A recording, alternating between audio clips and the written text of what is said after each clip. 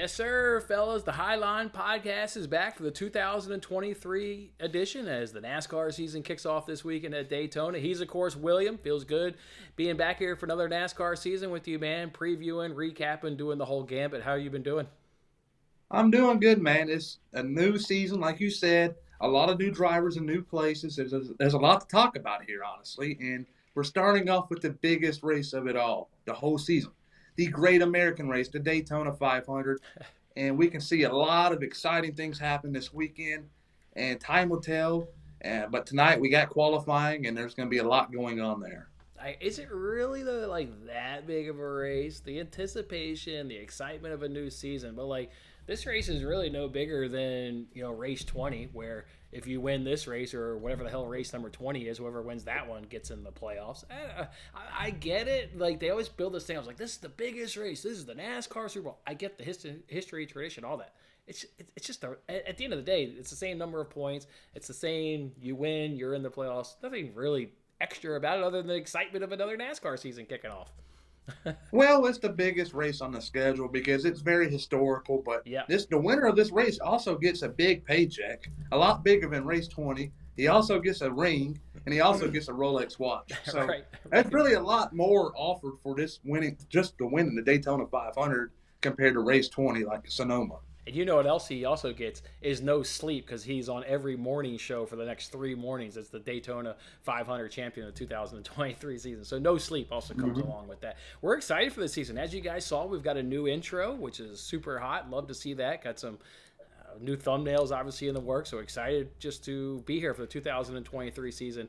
Obviously, like I said, talking NASCAR with you guys each and every single week, and we'll be doing it with William, which is probably the best part of it right there. So glad to have you guys along. We'll of course open up that comment section each and every single week. We'll do these lives. Hit that like button if you're doing it. Normally on these shows, we would of course make sure we recap the previous week, and then we always of course preview the race coming up. So this one, with it being the season kickoff, let's just kind of do a little mini season preview here, William. And I guess I'll kind of take the discussion of let's just talk about some of the rule changes that NASCAR implemented. And I'm sitting here wearing the Ross Chastain Hail Melon, obviously big move, probably one of the greatest moves in NASCAR history last season at Martinsville. NASCAR says no, that's not going to be happening this season or any season going forward. They justify it from a safety perspective. I'm not sure how dangerous that move is. I also don't really have a big problem with it. Remember 2 seasons ago, the first playoff race in Darlington, Larson tried to do it to get around Hamlin. It was unsuccessful. So it's not like just because you do the video game move, it guarantees their success. That is not the case. I get it. What do you think about NASCAR making that an official no-go going forward? Well, I believe it's a lot harder for the fans and some of the drivers to take in because it was a good move. But NASCAR's looking at the perspective like there's a chance when a driver does that, he can, one, hit the wall really hard and hurt himself, but also he can hit the wall and knock that stuff into the air, which will eventually work its way into the stands, and it could put the spectators in personal, they can possibly get hurt from that. So NASCAR was put in a position they didn't really want to be in, so they just quickly got that out the way and just banned that move entirely. Right. Yeah. Just that is one of the greatest moves ever in NASCAR history. And now to think that you'll never even get it attempted ever again. That's just a little upsetting. Another thing to talk about for changes in the 2023 season is road courses. A big one right here. No more stage breaks. You're still going to be able to earn stage points, but we won't be waving the caution flag anymore at the end of stage 1 and 2. And that's just really going to come into strategy. We've talked about it here when trying to make our predictions, for these various apps of you're really trying to predict who's going to stay out and collect points, where who's going to pit and give themselves track position after the stages and what. Now you don't have that issue anymore. So you just don't have that issue anymore, William. Well, I believe the cautions were nice. He was able to break things up. But now without them, strategy, like you said, is going to be a lot different, and you will not see many comers and goers. I don't know. I think it's going to be a weird sight to see when it first starts up at the first road course at the Circuit of Americas, which is not too far down the road. And I think it's going to be very interesting, but we'll catch a lot of attention, a lot of positive attention. But I don't know. It's going to be weird at first. Right. Okay. And then maybe another one just to put on fans' radar here is the DVP clock. It's been moved to 7 minutes. NASCAR determined in the offseason took about 6.5 minutes to properly replace the toe link. So they went ahead and increased that time to 7 minutes. So guys now get 7 minutes to make repairs to the car once they're on that clock. Otherwise, not a whole lot of other rule changes. I thought they were going to be too significant unless I'm missing one, William, and you want to correct me on that. Otherwise, if there's no rule changes, what is maybe something you're looking forward to? Well, in this 2023 there is actually one season? more, I believe, and it is you do not got to be inside the top 30 to make the playoffs if you get a win. Right. That was big because I remember last year when we went to Daytona, Corey LaJoie. I remember that was in Atlanta. It was in Atlanta. He almost beat Chase Elliott yes, in Atlanta. And that win would not have counted. Right. You're right. You no longer have to be in the top 30. That is big. So no longer top 30.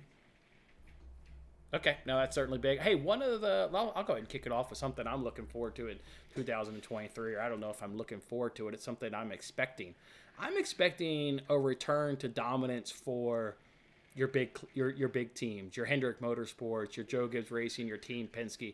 Last season, you saw a lot of first-time winners. You saw the success of Team Trackhouse Racing.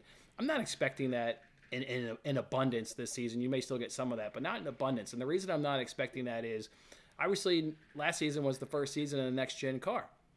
You give these big teams with a lot of resources, a lot of money, a whole season of running with the next-gen car, that experience coupled with the off-season, I just think we're expecting a little bit of a return to dominance for some of the big teams. Maybe you comment on that, and maybe also, William, what's something you're looking forward to this season?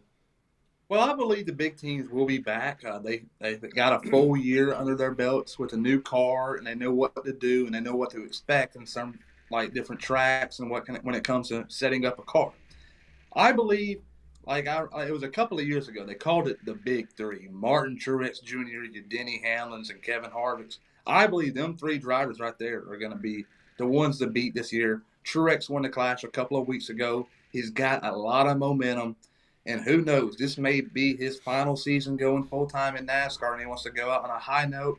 It is for Kevin Harvick his final year, so two of the three drivers that I mentioned are possibly in their final year, and it's going to be very exciting. Well, some footnote there to add on Truex Jr. You may have seen it. I think it was about a month or so ago. He announced that he has got a divorce. I think her name was Shelly, if I recall correctly. Him and Shelly we don't know how much that was impacting him. Remember, he was strong in a lot of these stages last season and was just kind of falling off in stage 3. I'm not saying relationship status, all of a sudden makes you have a good stage 1 and 2, and then all of a sudden you fall off. But the fact that they got a divorce in the offseason lets us know that was probably impacting him to some degree during the course of the season. So that, and plus I also kind of like Truex Jr. I just thought he had a lot of bad luck last season in stage 3. I think if he avoids some of that bad luck, we're going to get to it here in a second when we reveal our Championship 4 drivers and our winner. Don't be surprised if I mention Truex Jr. in a couple of those categories. I think a nice little bounce back for him. Hey, something else I think that'll bounce back, William, is maybe short track racing. Remember, we were hard on short track racing last season. NASCAR really dropped the ball when it went to a short track racing. It was terrible for the passing. I think at that clash, now that clash was caution heavy. Guys were dumping each other. It got a little out of control, to say the least, at that clash. But I think it showed, you saw passing throughout the field, which I was encouraged enough at that clash to think that maybe short track racing will kind of be enjoyable again, and we'll get some good races. Maybe you comment on that, and then maybe what's another thing you're looking forward to? Well, the Clash was a terrible experience, in my opinion, because I believe it's too small of a track for these big stock cars to be going around 150 times. It was terrible, and I do not believe that they should make this a points-paying race, which is what the rumors are leaning towards, that it's going to replace Auto Club next year as a points-paying race.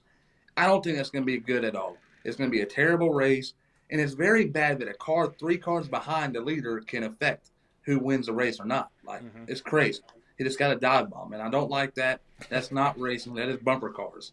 And I think they should move on from that. They should go back to Daytona. And one thing I thought about it was that they're racing in California, and most teams are located out of Mooresville, North Carolina, Charlotte area. Huntersville. Yeah. They're driving across the country just to race in an expedition race with not much money guaranteed at all. And some of the teams, like your 77 of Ty Dillon, your 51 of Cody Ware, your 15 of J.J. Ely, and the 78 of B.J. McLeod, and all of them small teams are going across the nation knowing that they're not going to be in the main event. They're just going because they have to be because they're a charter team, and that's not right. They need to keep it close to home so they're not wasting that much money on airplane tickets and just wasting gas by carrying the cars across the country. That is not right. NASCAR's putting teams in big holes for doing that. Nice. I like that added little angle right there. Okay, cool. Something else I'm looking forward to this season, and it's something that Brian actually just put in the comment section. He said he's looking forward to the first ever NASCAR street race. You know I am. It's taking place in my backyard here in Chicago. I look forward to cars running down Columbia Drive past Buckingham Fountain, cars that are normally going 30 miles an hour. I look forward to them going 70, then having to hit the brakes real quick and turn down the streets of Chicago. I've already got my tickets. I plan on going to that. I have been a few years since I've been to a NASCAR race, so that'll be nice to go into that one. I'm with you, Brian. I certainly look forward to that. Otherwise, I believe there's not as many road courses. If I recall correctly, I think they took one or two off. I'm trying to recall. They took off Road America, and I believe that was it. And yeah, but then they've got this street course, which is gonna be cool. I think that's good. And like I said, I live here. I see the roads. I know we normally go 25. They got. I tell you what, they got a lot of work to do. The snow and the plows beat these roads up to shit. They got a lot of work to do before they can get NASCAR cars on these streets of Chicago. I'll tell you that. That'll be an investment that the city of Chicago is gonna be putting in, to say the least. Yeah, remember earlier though we were talking about the cautions being taken away at the end of stages at the road courses. That race right there is not going to have to need them type of stage caution because cautions are going to come naturally. There's going to be a lot of drivers overdriving a corner or two and making contact with a barrier and in their race. And I believe it's going to be a very chaotic race. And we can very well see a new upset winner there. You don't have to be a good road course driver to win there, in my opinion. I believe it's going to be that type of race like it was at the Roval a couple of years ago when it first started up with Ryan Blaney winning. Ryan Blaney. No offense, he's not no great road course racer. He just won that race by luck. And I believe that's what's going to take to win that Chicago. I get my words tied up here. And I don't think you got to be good to win here. I believe it's going to be like a Daytona and Talladega and Atlanta. You got to be at the right place at the right time. And, yes, you got to stay out of harm's way. Yeah, it's going to be cool to see how that one unfolds. Hey, Brian asked who's going to be the breakout driver of the season. Breakout drivers, so you can't choose anybody. Is Bubba Wallace, is he like been breakout, right? He's had that one win at Talladega. He had a great end of the last season. I remember he came on fire. We were, previewing every race. It seemed like Bubba Wallace was like a top 10. He could be a breakout. I could see him being multiple winners. You could look at somebody from Colleague Racing. I don't know whether that's an Allmendinger or Haley, his teammate. One of them could have a nice breakout. What any names you're kicking off on the top of your head here being asked by Brian? I'm looking at my list right now. Like, obviously, the drivers that you expect are going to be up there. Mm-hmm. The one that I believe that will surprise a lot of people will have to be A.J. Allmendinger. He's been racing in Xfinity for many years. He raced in the Cup in the past, and he's got 2 career wins. He won at the Indianapolis Road Course in 2021, won at Watkins Glen in 2014, and has many, many Xfinity Series wins. And I believe with the jump, he's more mature than he was when he raced full-time back in 2014 and 15. And I believe he's going to go out there and win a couple of races. And that, yes, I said a couple. I believe he'll win more than one. And I think he's going to make it to playoffs, and he will be a force to reckon with. I believe he's going to surprise a lot of people. Okay, like that pick right there. It's going to be a fun season. Look, you already had that clash.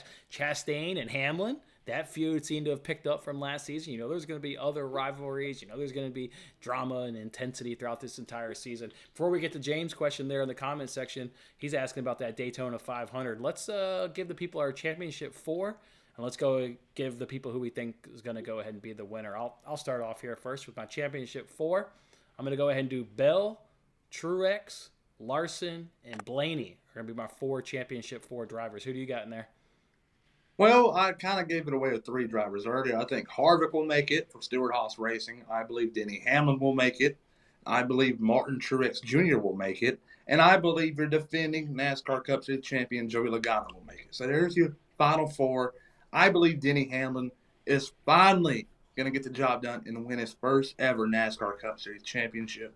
He's came close so many times in the past, but his time is coming, and I believe it is this year. Denny Hamlin, Joe Gibbs Racing, Toyota, picking up a championship.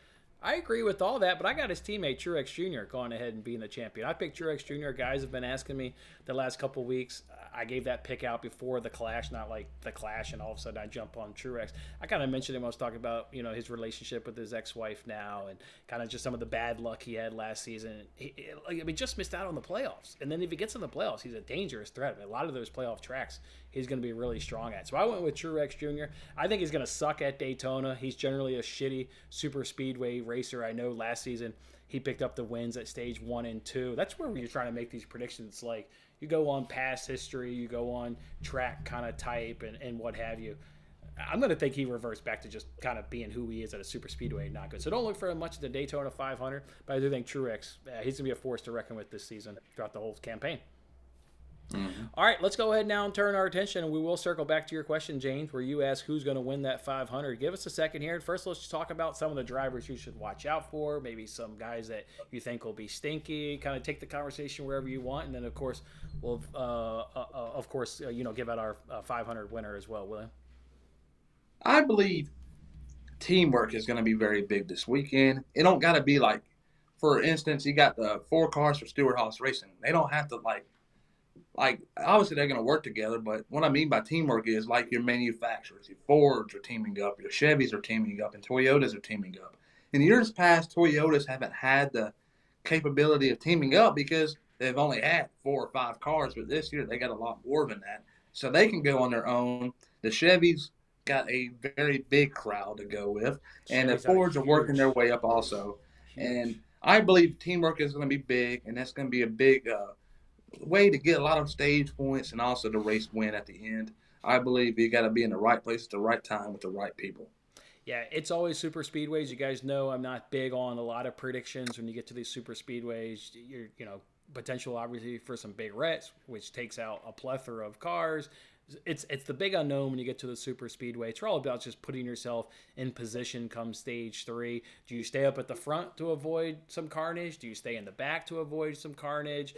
Either way, you're going to need that teammate that William mentions. And yeah, maybe the Toyotas are picking up more cars, but I look for more than likely a Chevy or a Ford to more than likely take that checkered flag. When you're filling out your contest for the Fox Bet Super 6 app, if you had the luxury of playing alongside a significant other, I would fill out one entry where it's, some of the bigger favorites, your Hamlins, your Blaney's, Chase Elliott's that are good at super speedways, and then go with maybe on, that significant others, go for like a wild card of a Haley, maybe a Bubba Wallace. That's not too much of a wild card, but a Ricky Stenhouse, or maybe even Corey LaJoie. I mean, he was right there at Atlanta last season competing with Chase Elliott. So I'm just saying this is an opportunity where if you're going to make in a couple entries, I would go one route favorites and one route of what you kind of get at a super speedway, which is, a little bit of unknown. I'm looking out for Justin Haley. I think he'll have a nice one this weekend. I always like Ryan Blaney at super speedways. Brad Keselowski, I would look out for him. He's got better numbers at Talladega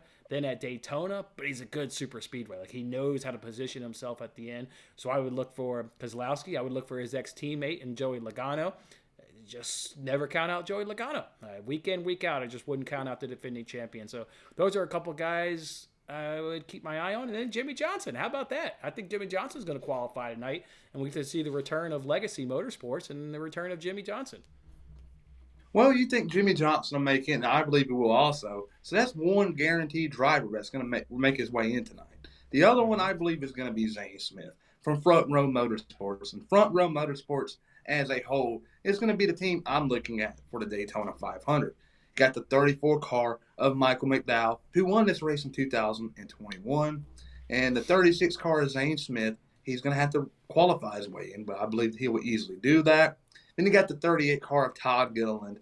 And Todd Gilliland right now with Front Row Motorsports is in a little he got a little bit of controversy building up here. And I believe if Todd Gilliland goes out there this weekend and somehow manages to win the race, it's going to build up a lot of hype. And I don't believe it's going to happen, but I'm just saying, though, if he were to win this race, Front Row Motorsports will have to make some tough decisions because that can be a driver in a playoff spot they have, but they can easily not have that because they're wanting to put Zane Smith into the ride just because they want to, not because of sponsorship issues, just because they want to. And I believe that's going to bite them back, and I believe it's a very dumb decision. That's a nightmare scenario for them to have Gillian go ahead and win because they don't want him to be a full-time racer. Obviously, they announced it. Zane Smith's going to be in the car. That'd be a I nightmare believe it's scenario. that's very. I don't get that. I don't get their mindset when they did that because Yeah. if it wasn't sponsorship related issues, why do that? I don't get that.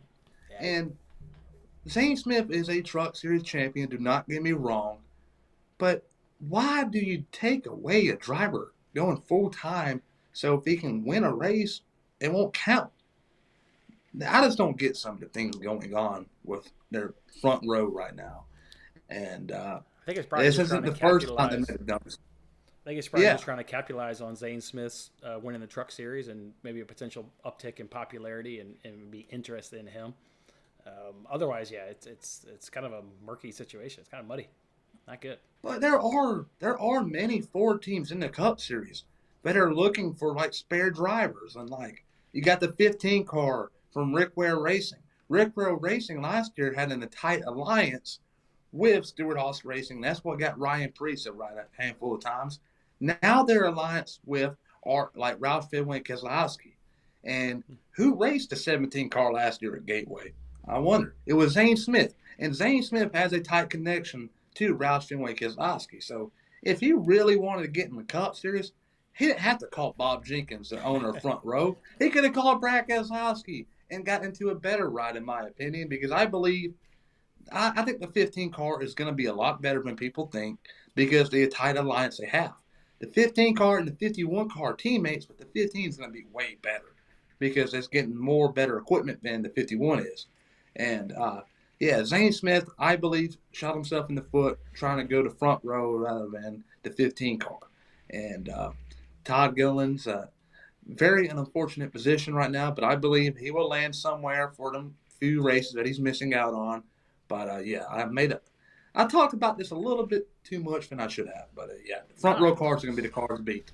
Dude, that's why the viewing audience loves this show. And we heard people were asking me in like January, like, is the Highline podcast coming back? Is the Highline podcast coming back? Everybody loves what you bring, man. I appreciate that. That's some good stuff right there. All right, I don't have anything else really to preview this Daytona 500. Normally, guys watched this show last season. I'm big on really analyzing it and breaking it down, but it's super speedway. It's like it's a lot of luck if you're placing real sports bets. It's a lot of luck if you're playing these fantasy games. It's super speedways, folks. So I look forward to breaking them down more in the next coming races. But that being said, I do have a top three and a winner for you guys. Here comes my top three. William, are you ready? P3, Bubba Wallace. Bubba Wallace is sneaking up into P3. Justin Haley is going to come up into P2, and I'd love to see him take that checker flag, but I think he's going to fall a touch short. And then Blaney.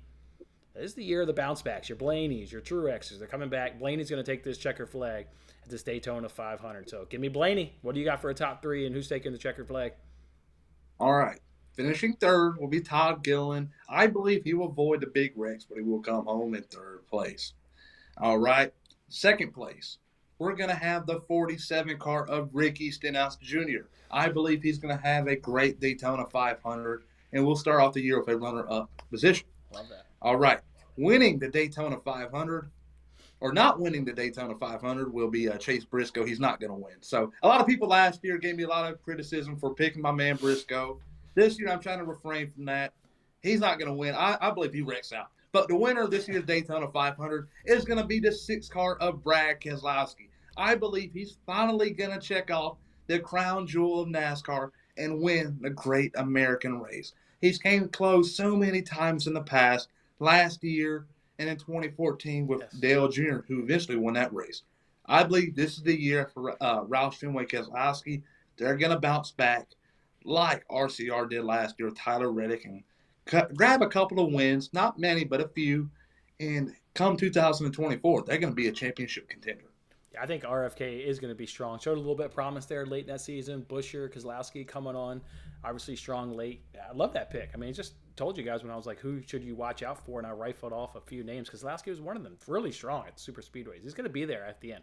absolutely will be there at the end. All right, well, that's it. I guess that's it for this episode here of the Highline Podcast. We'll be back every single week, which on each episode includes a recap of what happened the previous week. So that means next week we'll be recapping this Daytona 500, and then we turn our attention to the next race, and we'll, of course, give you our picks, our analysis, our breakdowns. Oh, I don't have my phone. We went to do the Fox Bet Super 6. Hold on. Let me take this off for a second. Let me grab my phone real quick. I'm gonna grab my phone right here. Yeah, the Fox Super 6 app this year was kind of similar to what it was in the past. We, of course, want to give out our picks every single week, fellas. So let me pull my phone up, and let's do this. The Fox Super 6 this year is it's still the 6 questions, but these 6 questions are a lot harder than what they've been in the past because, the first one is like one select, and the rest of them, the other 5 are like 2-parted questions. Like there's a question A and a question B, and I believe it's going to make it very much difficult to get it all right. And I don't believe Fox is going to be giving away $25,000 at the end of Sunday's race. I don't think nobody's going to win, but there's always that chance. But I believe it's going to be really hard to do so, and you got to get both of the questions right. Welcome to the Fox Bet Super 6 app. Yes, it is extremely difficult, but let's give these people some answers, William. Let's jump into it. Here's question number 1. Which of these drivers will have the better finish at the end of this race? Who's going to have the better finish? Hamlin, Logano, Truex, Busch, Kyle Busch. Or obviously it's Kyle Busch. There's no more Kurt Busch. Keselowski and Harvick. I'm going to go with, of those, no Truex. He's generally terrible. I wouldn't do Kyle Busch. I wouldn't do Harvick. So I'm between Keselowski, Logano, and Hamlin, and I'll go Keselowski. I like it. All right, Keselowski with me also. He's my winner, so it's pretty much a slam dunk for right there. All right. Which manufacturer will have the most cars on the lead lap at the end of stage 2? It's between Chevy and Ford. There's just more Chevys in the entry field. I'm just going to take Chevy there's a boatload of Chevys. So I'll be taking them. And how many will they have? How many cars will they have on the lead lap? 13 plus? I'd have to go back through, but I'm going to go 13 plus. Yeah, I got the Fords, and I believe you're going to see, I'll say around 10. Right here on my list, I just put down 10. I forgot the other half of it, but I believe at least 10 Fords will make it on the lead lap at the end of the stage. So pretty much a guaranteed for Ford. So they play it smart. That one looked for me on Twitter. I'm going to look up the entry list, count up the number of Chevys and Fords. Look for me on Twitter if I modify that one. Question number 3 is which of these drivers will have the fastest lap by the end of stage 2? And how many yellow laps will there be? We're getting like 2 questions in one. I got to predict which drivers are going to be faster. And now I got to predict the number of caution laps there's going to be. Well, the 2 drivers are Briscoe and Larson. I like Briscoe more at the super speedways. I'll go Briscoe for the fastest between him and Larson. Then how many caution laps will there be? I don't know. At the end of Think about it this way. A caution at Daytona is at least 5 laps. And that's just for like a spin out. If there's a wreck, that's at least 10 or 11. So, I don't know. Maybe that helps you out. Are we counting the competition caution at the end of stage 2 when they say at the end of stage 2? Are we counting when that caution flies? Ooh, that is also interesting because that could add on at least another 5 more laps. So I'm going to think no because they say at the end of stage 2. So I'm going to think we're not counting. But you will count the one at the end of stage 1. So that's 5. There's going to be a couple wrecks. I'll go like 20 to 23. Yeah, I believe that. I got the same number with you, 20 to 23, but I believe Chase Briscoe, and I believe, here's my theory why Chase Briscoe is going to have the fastest lap. Because he is not going to be going up front and going for the lead. Larson is. And Chase Briscoe is going to be right in the back of the pack, and the fastest cars on the track Sunday afternoon or this whole weekend entirely is going to be the last car in the pack. Because think about it. They're going all the way around the track with all the momentum because the cars in front of them are taking away all the airflow, which is slowing them down. And I believe that's why Chase Briscoe is going to get the fastest lap because he's going to ride around. He's not going to go up there and risk damaging his car early on because they do not pay the win on lap 5, lap 60, lap 120. They pay it on lap 200. Or sometimes they maybe pay it a little bit later because of overtime, but but generally on lap 200 is when they pay, and there's no reason to go early for the win. You guys see what William did right there? He just covered up his fanboy for Chase Briscoe with outstanding analysis. He tried to play it off like he wasn't just picking him because he was a fanboy. He hit you with outstanding analysis. I love that, William. Way to do it. Way to do it. All right, what do you got for this one right here? It's question 4. Which team will have led the most laps by the end of stage 2, and how many laps are pending? Hendrick versus Joe Gibbs. I'm going Hendrick. Actually, none of those guys other than Chase Elliott. I don't like Larson at super speedways. Bowman and Byron are decent. Chase Elliott's actually pretty good. And then for Joe Gibbs, Truex I don't like. Hamlin actually is good. And then Bell. And then Bell, no. So I'm going Hendrick, and I'll say they lead 34 to 40. That's tough, man. Jesus. All right. I believe that tonight in qualifying we will see a big shocker. Alex Bowman getting another Daytona 500 pole. Alongside him, here's a little bit of a little tricky scenario. I believe it's going to be the same front row from 2020, but in reversed order. It's going to be Bowman on the pole and Ricky Stenhouse Jr. in second place. Now, I believe Bowman is going to lead a lot of laps early on, and I believe he's going to lead at least 14 to 20 in the first part. Okay.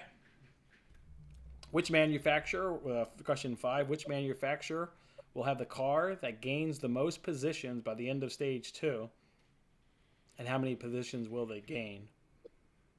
This is the benefit of waiting to see qualifying, right? You may modify this. If there's a strong Chevy or a strong Ford that you like, let's say you're high on Eric Jones, or let's say you do like, Brad Keselowski this weekend. Well, if they have a bad qualifying, that doesn't matter much of a super speedway. They can yo-yo up and down this field. So I'll take, without seeing qualifying, again, check for us on Twitter. We'll modify any of these answers if need be. I'll go Ford, and I'll say somebody gains like 13 to 14 positions. This is why nobody wins $25,000. Brutal. I got Ford 15 to 16.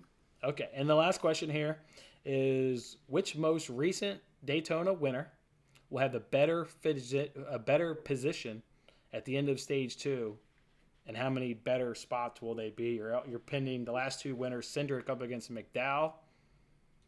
I'll go with McDowell. I like his pedigree more at super speedway, so I'll click in there for McDowell. And how many positions will he be better than Cindric at the end of stage 2? He'll be better by 11 to 14. I believe you cannot go wrong with any of these drivers, but I believe Cindric just a little bit better because he had a chance last year, believe it or not, to sweep both Daytona races. If it wasn't for Austin Dillon getting real greedy at the end of that Coke Zero 400 at Daytona, I'm trying to get the name right. If he did not get greedy and bump him out the way, Cindric would have easily won that race. And if he'd have won that, he would have swept both races, the 500 and the 400.